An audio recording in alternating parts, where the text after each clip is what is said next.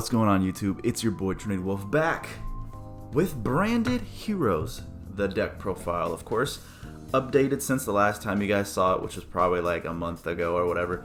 But if you didn't see the Yu-Gi-Oh! Day, episode 8, feel free to check out the channel and watch it, because this deck is absolutely insane. If you're new to the channel, please be sure to subscribe if you haven't already. We are on the march for 1K. Hit the thumbs up button if you like what you see, and without further ado, let's just go ahead and jump into this deck profile. So, changed it up quite a bit since the last time you guys saw it, so I don't think this is any different, but we're doing one of each from the Vision Hero package. Don't want to see this as much because we want to do our branded stuff. So as you know, Ferris and Increase lock, well, not Increase, but Ferris will lock you out of using the branded engine, so one of each copies is completely fine. As for our elemental heroes, we're just running 2 Stratos this time. I think I was doing 3 in the last one, but we are actually playing a 50 card variant of this deck. We have a lot of spells and stuff that just let us get to our hero stuff, so 2 copies of Stratos is perfectly fine. Double Shadow Mist with 1 Liquid Soldier. I was trying the Shadow Mist at 3 for, discard for branded opening, or the hero lives for Dark Law if I want it, but I think 2 copies of Shadow Mist is still completely fine. Of course, the Liquid Soldier for, in case we have to do our hero plays, in case we don't see any of our branded stuff. Now onto our Destiny heroes. Obviously 2 copies of Malicious with the 1 Denier. Obviously that is never gonna change for like a long time. And then 1 Dynatag for obviously the Dystopia pop in case we don't want to make Phoenix, or even boost Plasma in case he needs it. Dynatag is mostly because if I go first, I'm gonna make Dystopia so I can burn for that extra 1100 damage, and if I'm able to keep him on the board, I can boost him with Dynatag, and now it's like a Phoenix disruption, except I don't lose a card and they just get 1 disruption. And it's like a hand trap too. So, and then of course for our big boys here, 1 Plasma, 1 Dogma. As you guys know, the Dogma allows you to half your opponent's life during their turn, which is absolutely insane with Masquerade combo. With double Masquerade and Dogma, and then you got the, just with the Dystopia pop, the 1100 damage they take, plus the half they lose. Double Masquerade, they only get 2 card effects, in case you guys haven't seen that combo tutorial in the channel as well, where I explain how Dogma Dystopia basically equals them only getting 2 card effects on their turn before they lose the game. Now onto our branded engine. 2 Looper. I think I haven't really tested it at 3. I don't have a 3rd one though, but I think 2 copies actually works out just pretty fine.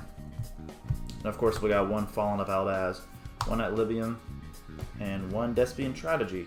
I think I really like the number I put on this. I don't know if I'll test trying at Libium at 2 or Tragedy at 2, but I think it works perfectly fine. I'll test more in the future to see if adding more helps. And then onto our hand traps, just 2 copies of Ash Blossom, 1 Ghost Spell, Haunted Mansion, and 2 Ghost Ogre. Ghost Ogre is phenomenal this format. It is absolutely insane being able to get rid of the gigantic sprite, or just any other problematic cards that activate their effects, and you just want to be able to destroy it. Yeah, Ogre is actually really good this format. And that was it for the monsters for our main deck. And now on to our starters. Obviously we got the amazing Hero Lives at 3. This card is absolutely insane for us. Free special summon. It's not once per turn, because in one of the games, it got negated by Ash. I just activated the other one. So we got 3 copies of Hero Lives because it goes perfectly in sync with branded opening. Nothing feels better than activating a Hero Lives. They have no response. You chain branded opening. Usually, if I didn't have a Hero Lives in my hand, I'm going to chain the branded opening during draw phase. But I love being able to do Hero Lives chain branded opening. It's absolutely, absolutely insane. Plus the branded opening protects our fusion monsters. And you know, if I'm not running Malicious Bane, so opening being able to protect my fusion monsters like Darklaw and Sunrise and Absolute Zero if I need him to stay a little bit longer, or even Phoenix for that matter. Absolutely insane. And of course the triple copies of Branded Fusion. With I think Verte Anaconda getting hit. I mean this is not obviously recently. I don't think they're gonna touch Branded Fusion. I think they're honestly gonna keep this card at 3 for a while. And even if they do limit it for some reason, I think it would just go to 2. They want people to buy their tier element stuff, so I don't think they're gonna touch Branded Fusion anytime soon. And then of course 2 copies of Fusion Destiny. Obviously you guys know what heroes can do with Fusion Destiny. It's not just a DPE pass. My opponent scooped once he saw I played it because he knows it's not just going to be a Phoenix. He's like, yeah, you're going to be able to combo off, go crazy. Yeah, because Fusion Destiny is all a hero player needs to resolve. To pretty much if Fusion Destiny resolves and you're going second and they let it resolve, yeah, they're not winning. 2 Super Poly. I had a really hard time using this against sprites just because they're well aware of the Super Poly. So they try to avoid getting hit with the targets like the new Fusion target and Swamp. They're really trying to build their boards to avoid Super Poly. But of course, with tier elements, you know, you kind of run. They're mostly running the branded stuff as well, and it's a really free Super Poly against tier elements. And still for our fusions, 1 Poly, 1 Miracle. Kind of might bump the polymerization back to 2. There was a few instances because I'm not playing Wonder Driver. 1 polymerization was kind of screwing me, so I might either fix up the extra deck a little bit or put another polymerization in here. We'll figure that out. It was really, I'm gonna say, guys, it was. I know people really like 40 card, at least 42 type card decks. For this deck specifically, it is very, very difficult to try to make it 40, 42 cards, especially with the way our format is. You're going to want to run like outs to stuff, but hold on, before I get to that, 1 branded, 1 mass change.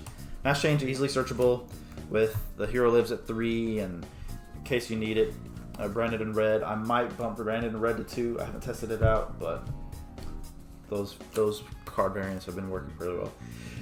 And like I was saying, because you gotta run stuff like Dark Ruler No More in your main deck. Because I didn't win a single die roll throughout the whole locals. And being able to Dark Ruler No More your opponent's Splight board or just anything is very much needed.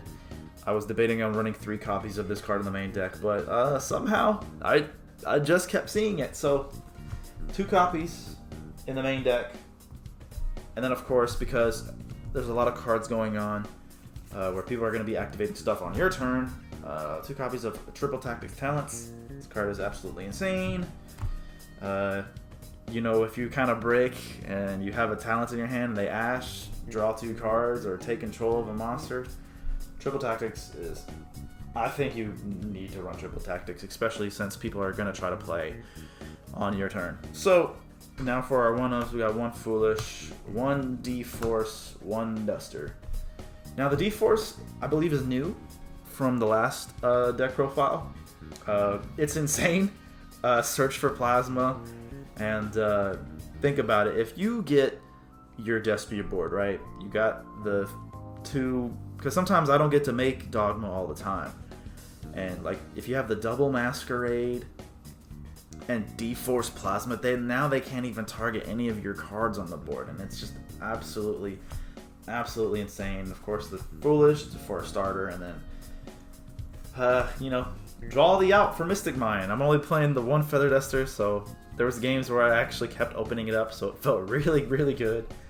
Because you know, you gotta play the out. You gotta at least have 1 out in your deck, just in case. And then 2 copies of Infinite Impermanence. And yeah, that's gonna sum it up for the main deck, which I said again is it's 50 cards, 50 card deck.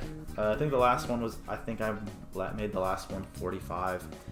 But gosh, you just have to, for my deck building, when I'm playing something like this, you have to be prepared for whatever you're going to play against. And it seems like a 50 card decks right now for me are like the way to go, just because you want to be able to have just the outs and just want to see the answers to cards. You never know what you're going to play against, especially in a format like this. You just don't know. It could be Toad. I mean, shoot, I played against Speedroids. Like, you can run into anything nowadays, so you always want to be prepared for whatever situation that may be. I don't think I'll ever make a 60 card deck unless I'm running some type of better draw engine. Like, if I was playing 60 card, probably throw in triple copies of Allure of Darkness, more copies of then it would be like 3 copies of Stratos, 3 Shadow Mist, 3 Jester. Like, it would be stuff like that. Onto the main, the extra deck. 1 copy of Cross Crusader. As the last one, I played Wonder Driver as well. Running the 1 Link monster kind of hurt. I'm not gonna lie. Having the Wonder Driver as another Link is definitely needed, so I would suggest if you can find a way to put Wonder Driver in the deck, I definitely would. I still have to figure out what to cut, because I think Wonder Driver is definitely needed for those grind game situations, which happened at least quite a bit in episode 8 of Yu-Gi-Oh! Day. So I would definitely run the Wonder Driver if you can find a way to throw it in the deck. As for the E-Heroes, a 1 Ab, 0, and 1 Sunrise. You're never going to not run these 2 cards. When you're playing Heroes, never not going to run Sunrise, an absolute 0. And for the Destiny Heroes, Destroyer, Phoenix Enforcer, and Dystopia. So Destroyer, Phoenix Enforcer comes out, every often in the grinding game situations, but when you're going first, definitely want to go for that Dystopia, especially if you can set up the board with Dogma and the double Masquerade. This hurts your opponent so bad to where they really have to think, like, if they don't have like Dark Ruler No More or a Droplet, they only get 2 card effects. They only get 2, and that's something they really have to think about. They really have to have like the Dark Ruler or Droplet for that. And then of course the 1 Dark Law came up sometimes because I don't always see the match change, and normally if I have the Hero Lives in the opening, I'm gonna want to go for my full board. But Dark Law is just there just in case you see the mass change. And we got 1 Lubellion, 1 Albion, 1 Mirror Jade.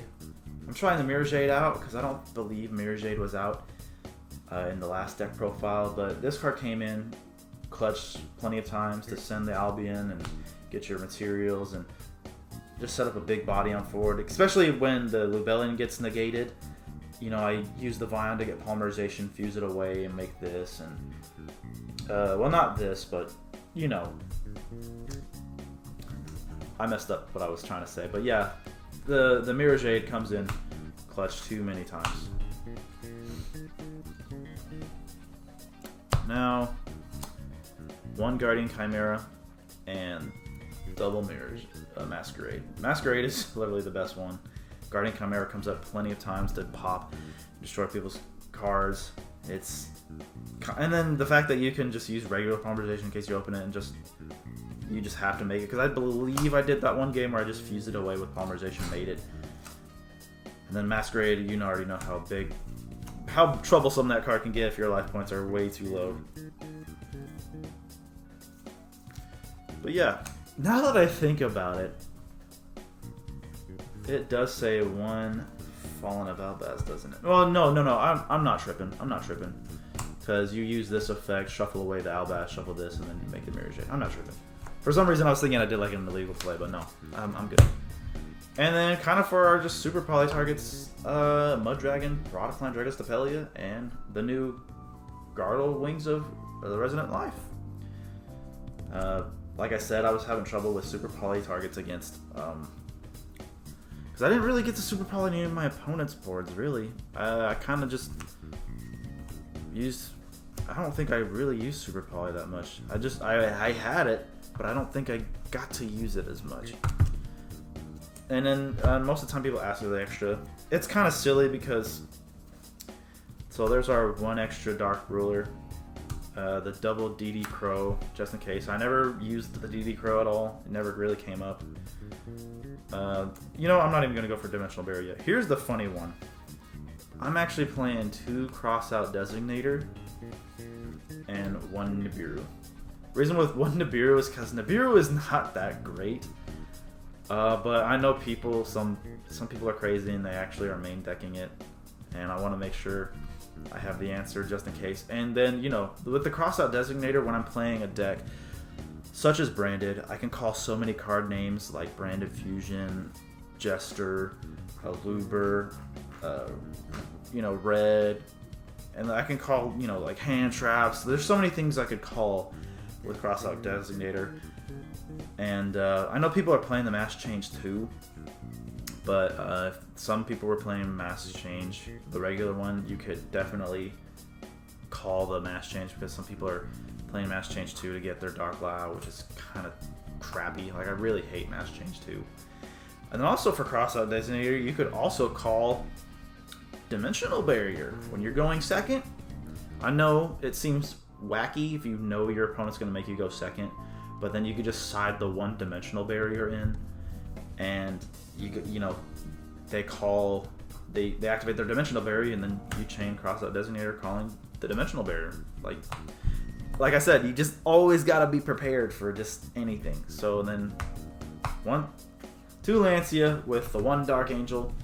Dark Angel didn't come up very often because most of the time I wasn't going first. So it doesn't come up very often, but it's always there just in case I do go first. And I know everybody is playing Dark Ruler no more. Everybody. So if you manage to be able to give Dark Angel to their field, if you give them the Dark Angel, if they're not playing, you know, sprites where they can just summon a sprite monster and link it off, and then Dark Ruler, you know, it's there just in case to negate the Dark Ruler no more, as those just heavy disruption spells. And then, of course, for our outs the Mystic Mine, triple Cosmic Cyclone, and then our 1 red reboot just in case for judgments and stuff. But yeah, anyway guys, that is going to do it for the deck profile of my updated Branded Hero decks. So if you guys like this video, please give it a thumbs up button. We are on the march for our 1K. Like I said before, if you guys want to see another combo version for this deck specifically, just let me know. I will gladly make a combo tutorial for this deck. And, well, that's all I can think of. I think I will be streaming Master Duel pretty soon. Might be tonight, whenever you see this video, or sometime. So hit that notification bell just in case you see me live streaming, or check me out in the links in the description for Twitch, because sometimes I can't decide which one I want to stream on. So yeah, anyway guys, this is Trinity Wolf signing out with the updated Branded Hero deck profile. Alright guys, I'll see y'all in the next video.